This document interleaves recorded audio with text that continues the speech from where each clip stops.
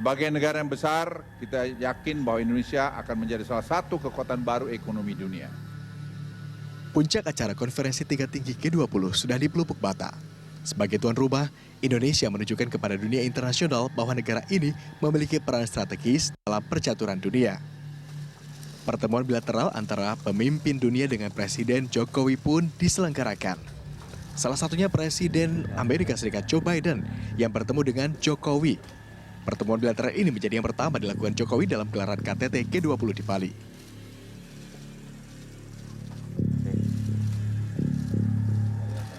Selain Joe Biden, Jokowi juga bertemu dengan Perdana Menteri Jepang Fumio Kishida. Jokowi sangat mengapresiasi kedatangan Fumio Kishida dalam gelaran KTT G20.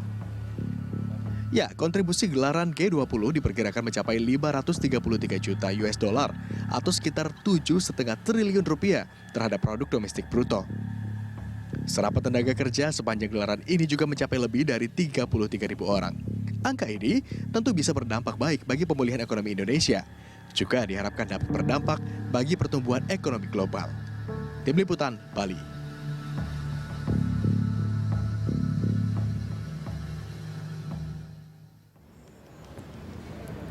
Indonesia mengajak dunia bergotong royong bahu-membahu bangkit, pulih kembali. Barangkali inilah gambaran yang disampaikan dalam tagline KTT G20 Bali tahun ini. Recover together, recover stronger.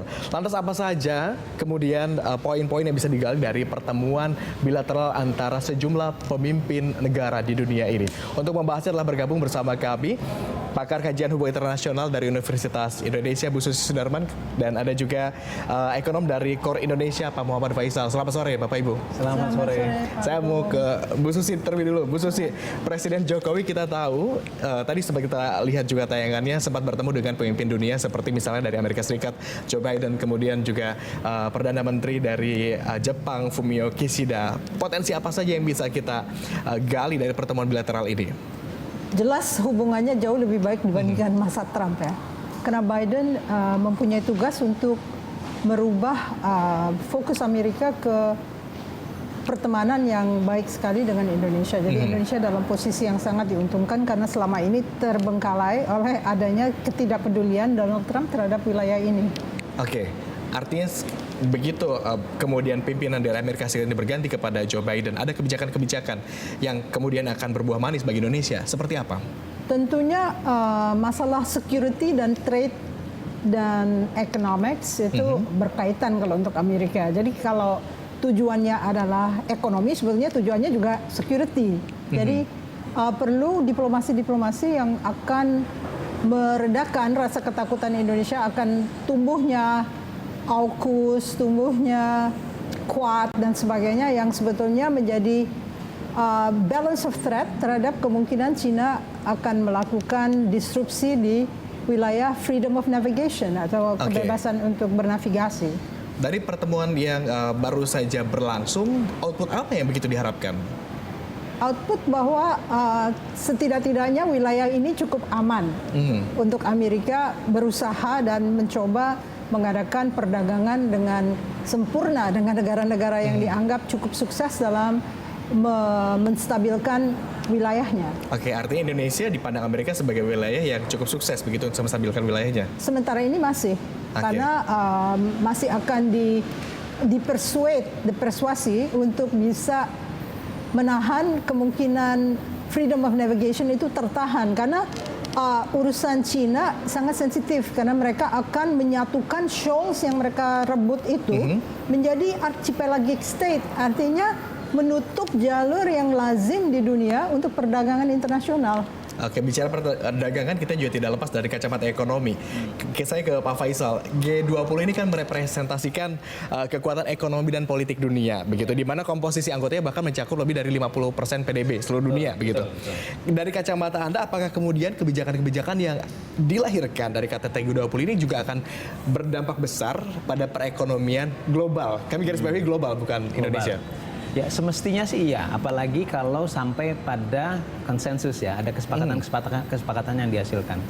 Karena walaupun sebetulnya G20 ini bukan satu kerjasama yang hasil daripada kesepakatannya itu mengikat ya, ada binding.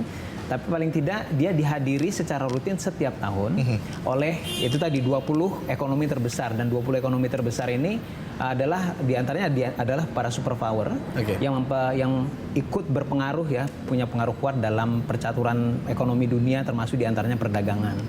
Dan bukan hanya yang kuat ya, dan bukan hanya developed countries. Ini kalau kita lihat dari di antara 20 itu 10-nya adalah negara maju dan kurang lebih 10 juga adalah negara berkembang. Ya, jadi ada aspirasi yang biasanya terjadi deadlock juga dalam meeting-meeting WTO dan sebagainya, itu kan karena dominasi daripada negara maju yang lebih besar dibandingkan negara berkembang. Yang ini proporsional begitu. Lebih proporsional. Jadi semestinya bisa ada mengimbangi, ada aspirasi dari negara berkembang yang bisa keluar, dan sehingga ini bisa membawa kepada perkembangan dunia yang lebih baik, khususnya setelah sejak 2020 ada pandemi. Ini sebetulnya sejujurnya sampai dengan 2022 ada scarring effect daripada pandemi yang belum sembuh sepenuhnya. Dan yang ketika dia belum sembuh, kita meski sudah pulih tetapi belum sembuh sepenuhnya. Belum ya, sudah relatif pulih tapi belum sembuh sepenuhnya. Tapi ada tantangan baru lagi, ini kan yang ke depan yang dikhawatirkan, ancaman resesi itu yang dikhawatirkan ya. Nah, ini yang kemudian jadinya tanpa ada kerjasama antar negara, terutama yang paling berpengaruh, ini akan susah untuk membawa ekonomi global ini untuk pulih. Terutama kalau kita melihat banyak negara berkembang dan juga negara-negara terbelakang ya, yang punya kapasitas yang semakin tipis, kapasitas fiskal maksud saya, untuk bisa pulih. Yang itu butuh dari kerjasama antar negara gitu ya. Jadi tidak bisa dia memulihkan dirinya sendiri dengan keterbatasan kapasitas fiskalnya. Oke, kita tahan dulu pertanyaan terkait potensi resesi ekonomi di tahun mendatang. Saya mau ke Bu Susi dulu. Bu Susi, kalau kita tinjau, kan ada 19 negara dan satu wilayah yang tergabung dalam Group of 20 ini, G20 ini begitu. Salah satunya adalah Rusia. Jokowi sempat jauh-jauh ini datang ke Rusia begitu ya. Kemudian juga sempat berkunjung ke Ukraina. Yang diharapkan adalah dua negara ini, pimpinan negara ini juga bisa turut hadir di sini begitu. Tapi kenyataannya dalam waktu dekat kemarin justru kedua pimpinan negara ini mengkonfirmasi batal hadir di G20. Anda melihat keabsenan ini memberikan makna apa? Makna bahwa memang G20 tugasnya bukan menciptakan perdamaian, hanya karena Jokowi menjadi ketua dari global problems yang diberikan tugas oleh PBB, dia melakukan pendekatan tersebut. Tapi tentunya nggak bisa lepas kalau pertempuran tetap berlangsung, artinya global supply chain juga rusak, pangan juga langka ya. Jadi sebetulnya salah satu solusi dari recession ini adalah adanya pertempuran yang diakhiri dengan sebuah perdamaian, tetapi kelihatannya konflik ini akan ditentukan oleh pertempuran. Atau kalau tidak, dia menjadi frozen conflict, yaitu konflik yang tidak berakhir dengan treaty, dengan perdamaian, tetapi suatu waktu bisa muncul kembali. Jadi kita lihat saja seberapa jauh ini akan menjadi frozen conflict, atau sebetulnya dia ditentukan karena kekalahan Rusia yang makin lama makin harus mundur dari Crimea sekalipun. Gitu loh. Tapi kalau ketidakhadiran Putin di sini, Anda membaca atau mencium sesuatu seperti rasa takut Putin akan tekanan-tekanan negara dunia ketika bertemu di dalam KTT G20 ini, atau seperti apa? Ya, dia kan diisolasi oleh sekian banyak negara yang bersekutu untuk mengalahkan tindakan-tindakan unlawful ya dari Rusia ke Ukraine, sehingga tentunya dia akan menghindarkan satu pertemuan yang akan memaksa negara-negara lain untuk fait accompli, bahwa kamu selesaikan pertempuran ini dan kamu silakan mundur dari wilayah yang bukan milik Anda gitu. Artinya dia juga berusaha menghindari tekanan-tekanan itu dengan tidak hadir di G20 ini. Kita soroti dari kacamata ekonomi. Ada premis, Pak Faisal, yang menyebut jika saja Presiden Jokowi berhasil mempertemukan Vladimir Putin, kemudian juga Rusia dan Ukraina begitu di dalam KTT G20 ini, potensi perbaikan atau pertumbuhan ekonomi dunia ini akan lebih cepat. Anda sepakat dengan itu atau tidak?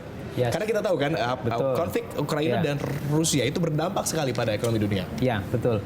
Jadi kalau dikatakan tadi apakah bisa lebih baik pemulihannya, memang kalau yang kita hadapi sekarang terutama yaitu adalah inflasi global ya, termasuk juga di domestik juga ada. Nah, inflasi global ini banyak faktor, tapi salah satu faktor yang penting itu juga memang adalah ketegangan antara Rusia dan Ukraina. Nah, kalau kemudian bisa dipertemukan di Bali, katakanlah, misalkan begitu ya. Nah, ini mungkin ada chance memang untuk bisa lebih baik dalam artian kalau perangnya bisa dihindari ya, atau dikurangi atau dihentikan. Nah, tapi menurut saya sih tidak menjamin juga ya. Pertama karena antara Rusia dan Ukraina mereka sendiri juga sadar tadi ya, kata Bu Susi, mereka tidak menghindari juga datang ke Bali, terutama Putin ya, karena khawatir dipaksa ya. Jadi ketidakhadiran itu menurut saya itu juga tanda bahwa mereka sebetulnya belum mau berdamai. Ya. Lalu yang kedua, ini juga bukan hanya masalah inflasi, ini sebetulnya bukan hanya Rusia dan Ukraina, tapi adalah Rusia, Ukraina dan negara-negara Barat, Amerika dan sekutu-sekutunya. Jangan lupakan itu sebetulnya konteks yang lebih besar sebetulnya itu. Nah, jadi artinya pemulihan ekonomi bukan hanya bergantung pada bagaimana kesepakatan Rusia dan Ukraina, tapi bagaimana juga Rusia, Ukraina dan negara-negara Barat itu, terutama dalam standpoint dalam masalah perang yang nanti mempengaruhi masalah inflasi. Saya ke Bu Susi. Ada sepakat dengan itu, Bu Susi? Sepakat. Ya. Hanya yang kalau kita lebih mengorek isu Cina akan melakukan penutupan freedom of navigation atau tidak. Jadi agak berbeda, tetapi sebentar, bagaimana sama. Cina itu bisa berpengaruh ke situ? Berpengaruh karena dia akan menyambungkan pulau-pulau yang direbut, yang sebenarnya pulau karang, menjadi sebuah archipelagic state yang tidak ada aturannya dalam UNCLOS. Jadi kalau misalnya itu sampai jadi archipelagic state, kapal-kapal bagaimana berlalu lalang di situ. Dan juga ada masalah kepentingan-kepentingan negara baik Filipina maupun Indonesia untuk tetap bersahabat dengan Cina karena dia yang punya uang. Jadi kesulitannya adalah maju mundur nih, akan menjaga agar show tersebut tidak menjadi archipelago atau sebetulnya mengutamakan kebutuhan kita akan dana-dana kontan yang bisa disajikan oleh negara sebesar Cina itu. Bicara tentang Cina, saya ke Pak Faisal. Kalau kita mendengar agenda yang akan berlangsung, ini Cina dan juga Amerika Serikat begitu. Ini dua negara dengan kemampuan atau kekuatan finansial yang begitu besar begitu. Rencananya akan melakukan pertemuan bilateral nanti malam di Indonesia begitu ya. Potensi apa yang bisa kita dapat dari pertemuan bilateral antara Cina dan Amerika? Ya. Pertama yang jelas kalau selama Cina dan Amerika ini tidak terlibat perang, baik perang dingin maupun perang secara frontal ya, ini akan dampaknya besar terhadap ekonomi. Kita bisa ingat waktu zaman Trump kan ada trade war dengan Amerika dengan China, itu dampaknya terhadap ekonomi global itu besar. Nah, jadi termasuk juga potensi yang kita hadapi sekarang, bukan hanya Rusia, Ukraina, tapi juga kita jangan lupa juga China dengan Taiwan atau China di kepulauan di Laut Cina Selatan. Nah, itu juga melibatkan juga Amerika. Jadi kesepakatan yang kaitannya dengan mengurangi tensi ya persaingan antara China dan Amerika, termasuk juga dalam hal perdagangan ya. Jadi kalau memang Biden ingin mengurangi tensi yang diciptakan oleh Trump ya, berarti kan dari sisi perdagangan trade war-nya akan semakin lama semakin turun ya. Jadi akan menurunkan tarif paling tidak secara berangsur-angsur antara Cina dan Amerika. Nah, itu akan bisa membantu dari sisi pemulihan ekonomi global. Salah satunya diantaranya itu. Kalau dampak untuk Indonesia bagaimana, Bu Susi? Pertemuan Cina dan Amerika ini? Indonesia sudah dikawal sebenarnya oleh Kongres Amerika. Mereka melahirkan sebuah undang-undang di tahun 2019 yang mendorong pemerintah Amerika untuk mendekati Indonesia. Malah Indonesia dimasukkan ke dalam National Security Strategy dari Donald Trump. Cuman dia tidak terlalu mau involve dengan masalah-masalah Indonesia. Jadi sudah ada pegangan dari undang-undang yang dihasilkan Kongres, dan sekarang Kongres masih belum tahu nih siapa yang akan dominan, tetapi minimal Senat sudah dikuasai oleh Partai Demokrat. Karena undang-undang itu masih berlaku, tentunya kalau misalnya House of Representatives diduduki oleh Partai Republik, mereka tidak bisa melakukan apa-apa sampai tenggat waktu undang-undang itu berakhir. Jadi kita masuk dalam strategi besar, National Security Strategy dari Amerika maupun Pacific documents ya, yang menyangkut Indo-Pacific. Jadi sebetulnya ini satu hadiah ya untuk sebuah negara yang masih membutuhkan bantuan. Kalau saya masih kenal mereka dan merasa nyaman juga kalau misalnya mereka bisa bersahabat dengan Indonesia. Tapi artinya dengan masuknya Indonesia dalam agenda besar Amerika Serikat, artinya kita juga termasuk negara yang diperhitungkan dong? Diperhitungkan, tapi juga tidak dipaksa. Jadi Amerika tahu, ya, kita menolak misalnya Poseidon ditaruh di Natuna, kita menolak. Ada Chips Alliance, kita menolak. Tapi kan nggak dimarahin. Maksudnya artinya kita sudah dianggap sebagai strategic partner. Nah itu cukup untuk kira-kira kalau dimainkan secara strategik, kalau ada pergolakan yang ditimbulkan oleh Cina, bisa kita panggil Garuda Shield lagi untuk latihan-latihan, sehingga Cina akan terbelenggu oleh adanya tentara Amerika di wilayah ini. Sekalipun kita selalu menolak apa yang diminta Amerika, tapi Pak Jokowi itu secret, maksudnya nggak diumumkan secara frontal ya di surat kabar dan segala macam. Kita menolak dua hal, yaitu ditaruhnya Poseidon di Natuna sama Chips Alliance, kita nggak ikut. Tapi Malaysia itu bukti ikut. bahwa kita Indonesia punya bargaining power di mata dunia, begitu ya, setidaknya. Saya mau bicara tentang bargaining power, saya ke Pak Faisal. Pak Faisal, kan kita tahu bahwa lengan dari acara G20 ini ada B20, ada B20 begitu ya, B20 Summit yang ini dihadiri oleh lebih dari 3.000 orang, 3.000 pebisnis, pimpinan-pimpinan di dunia bisnis yang merepresentasikan lebih dari 6,5 juta bisnis di berbagai belahan dunia. Apa yang bisa digali dari kondisi ini untuk pertumbuhan sektor usaha di dalam negeri? Ya, sebetulnya untuk sektor usaha di dalam negeri ini yang jelas tidak lepas daripada kondisi global ya. Jadi di mana kalau kita berbicara masalah kerjasama ini memang tidak cukup hanya dengan antar pemerintah ya, tapi juga antar pebisnisnya. Tapi antara bisnis dengan pemerintah itu sangat bergantung juga, kebijakan pemerintah bergantung pada mempengaruhi pelaku usaha. Nah, sekarang dalam banyak hal, misalkan agenda-agenda yang disusun dalam G20 ya, termasuk misalkan diantaranya digital transformation, termasuk diantaranya pembiayaan masalah pemulihan dari sisi aspek kesehatan, termasuk misalnya mencapai green economy lewat transisi energi. Nah, itu kan banyak pelaku usaha yang harus terlibat penting di situ ya.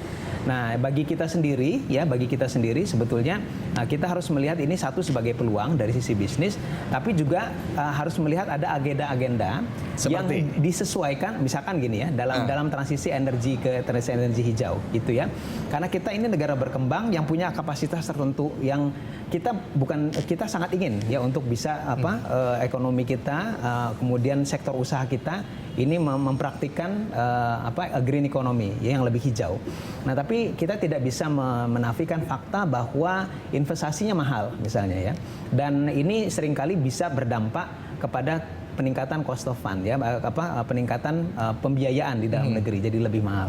Nah, sementara dalam kondisi di mana sekarang efek pandemi belum selesai, ini kita justru kan dari sisi pembiayaan itu masih terdampak ya, masih belum pulih.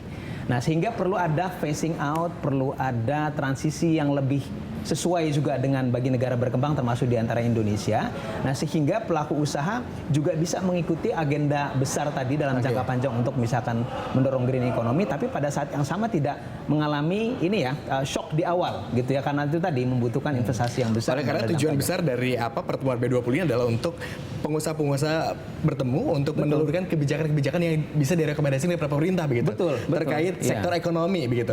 Bicara tentang rekomendasi kebijakan, saya ke Bu Susi, keputusan bersama atau yang kerap kali kita sebut dengan communique di dalam G20 menghadapi tantangan besar di tengah kondisi kompleks yang melanda dunia. Kita tahu ada berbagai konflik, pandemi, COVID-19, ekonomi, terus kemudian juga ada geopolitik Rusia, Ukraina segala macam. Melihat kondisi yang begitu kompleks di dunia ini, mungkinkah pada akhirnya Bu Susi KTT G20 ini akhirnya melahirkan leader komunike tersebut, kesepakatan bersama tersebut?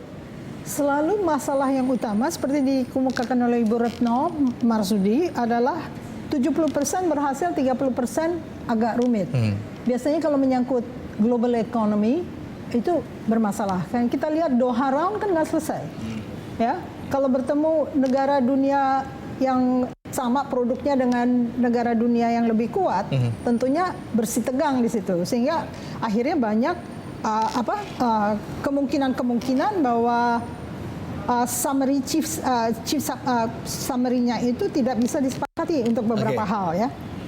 Seperti misalnya hal-hal seperti apa yang agak sulit begitu untuk terutama tentang global global economics. Global Anda sepakat, economics.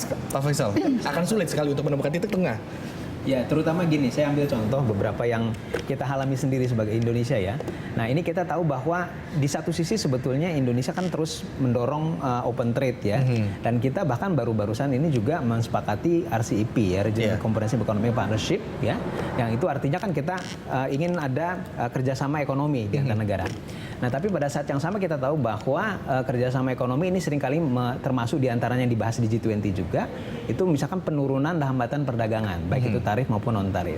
Nah, tapi dalam kondisi di sisi yang lain, misalkan kita ingin melakukan juga transformasi ekonomi, salah satunya dengan hilirisasi, misalnya program hilirisasi. Kita ingin investasi masuk untuk misalkan membangun kendaraan listrik yang lebih hijau. Ini kaitannya juga dengan green economy ya. Nah, tapi untuk bisa melaksanakan, bisa menarik investor itu, ekspor untuk bahan mentah tambangnya nikel itu harus dilarang dong. Kalau nggak ada mau investor nggak akan masuk. Artinya harus sinkron antara regulasi dan betul, harus sinkron satu. Tapi pada saat yang sama melarang ekspor itu kan berarti dianggap sebagai tidak meningkatkan trade barriers kan. Nah, ini jadi harus ditinjau ulang memang ya. Jadi antara kebutuhan kita memang ingin transformasi ekonomi, tapi itu tidak akan bisa tercapai kalau kita secara buta, blatant gitu untuk mengikuti dengan konsepnya open trade secara yang selama ini didorong di dunia, di global ya. Saya kembali ke Bu Susi kalau begitu. Bu Susi, apa yang bisa kita akselerasi untuk kemungkinan mendapatkan poin-poin yang 70% supaya bisa lebih tinggi lagi tadi? 70% keberhasilannya ya, kesepakatan bersama tadi. Saya orang universitas ya. Jadi tujuan saya adalah menggaungkan suara universitas jangan ditinggalkan. Harus diberi dana supaya guru-gurunya itu hidup sejahtera sehingga dia bisa menghasilkan usulan-usulan yang menohok gitu ya. Karena rekomendasi kebijakan yang juga bisa dipertimbangkan gitu. Yang menyambut baik. Nah, sekarang juga masalah utama dari akademisi adalah dia tidak mempunyai ruang untuk mencari data empirik untuk masuk ke lembaga-lembaga pemerintahan. Lebih sulit menjadi orang kulit coklat yang sama-sama dengan mereka untuk masuk untuk mempelajari sesuatu. Padahal sebetulnya bagaimana Anda menghasilkan ilmu kalau dimensi empiriknya itu tidak terjangkau. Kalau di Amerika kan ada Freedom of Information Act. Anda tinggal masukkan Freedom of Information Act, Exxon aja harus mengeluarkan data. Di sini? Di sini masuk aja nggak boleh. Anda tadi juga menyinggung dana universitas atau dana dari perguruan tinggi. Memang sejauh yang ada di Indonesia saat ini masih dirasa kurang sekali atau seperti apa? Penanaman rasa kebangsaan untuk orang universitas memiliki Republik Indonesia itu kurang karena orientasinya tidak dipeluk gitu loh oleh pemerintah sehingga akhirnya segala macam yang mengandung kelemahan itu menjadi kelemahan negara secara umum karena kita butuh orang pandai. Kalau Jakarta, Universitas Indonesia cukup up to date ilmunya, tetapi kalau udah sampai di daerah bagaimana ini cara transfer of knowledge-nya gitu loh ya. Jadi mungkin harus difikirkan caranya untuk menyamakan pengetahuan di seluruh arena. Karena yang bahaya apa? Sekarang di Amerika itu resilience of the state rights ya. Jadi state rights itu utama. Jadi dia menegur pemerintahnya kalau tidak memikirkan middle class di negara bagiannya. Ada keberanian untuk menegur. Nah, kalau begini, akhirnya Biden menghasilkan satu kebijakan luar negeri yang harus membela middle class-nya. Karena mereka merasa ditinggal oleh globalisasi, oleh peperangan yang berlangsung terus-menerus. Sehingga tidak suara dari daerah itu mencekam. Nah, sekarang kalau Indonesia mencontoh Amerika untuk federal yang lebih diregulate, dikonsentrate, padahal ilmunya itu belum sampai. Apakah dia paham bahwa serpihan-serpihan itu berarti disintegrasi nantinya? Jadi saya khawatir tentang ini karena Amerika selalu jadi contoh. Misalnya contoh Trump yang sangat ekstrim bisa dicontoh oleh oposan di Indonesia untuk menjadi ekstrim. Sekarang ternyata rakyat Amerika menjawab bahwa ekstremisme must stop. Jadi ini satu hadiah. Terbukti juga dengan terpilihnya Biden begitu ya. Tetapi tidak bisa dihindarkan defragmentasi dari federal system di Amerika bahwa state rights itu lebih utama, itu akan dicontoh oleh Oke. daerah-daerah yang ilmu pengetahuannya belum cukup. Oke. Kita terakhir ke Pak Faisal. Pak Faisal, kalau tadi di G20 ada 70% kemungkinan yang akan ada kesepakatan bisa dicapai. Bagaimana dengan B20? Optimis bisa hasilkan komunike begitu? Apa yang bisa dilakukan sebetulnya untuk mencapai konsensus terkait isu ekonomi global dalam B20 ini? Ya, kalau saya melihat dari sisi bisnis justru pertimbangan politik kan tidak sebesar di G20 ya. Jadi semestinya bisa lebih besar daripada 70% gitu ya. Jadi karena ada pertimbangan-pertimbangan politik yaitu tidak Semua sebesar, bisnis tidak punya sebesar. kepentingan yang sama gitu. Tidak semuanya kepentingan yang sama, tapi yang jelas dissenting opinionnya itu tidak sebesar misalkan dalam kasus Rusia dan Ukraina ya di bisnis itu. Jadi mereka sebetulnya berkepentingan bahwa kalau global ekonomi ini bisa pulih, itu akan menguntungkan semua bisnis baik itu di negara berkembang maupun di negara maju. Bottom line begitu. Baik, terima kasih Pak Faisal, terima kasih Bu Susi atas dialog dan kesediaannya untuk hadir di Studio Semanggi hari ini. Kita tentu berharap sama-sama bahwa G20 ini bisa menelurkan kebijakan-kebijakan yang tidak hanya kemudian berdampak pada kondisi ekonomi sosial di tanah air, tetapi juga berdampak dari pertumbuhan ekonomi di dunia begitu. Terima kasih sekali lagi.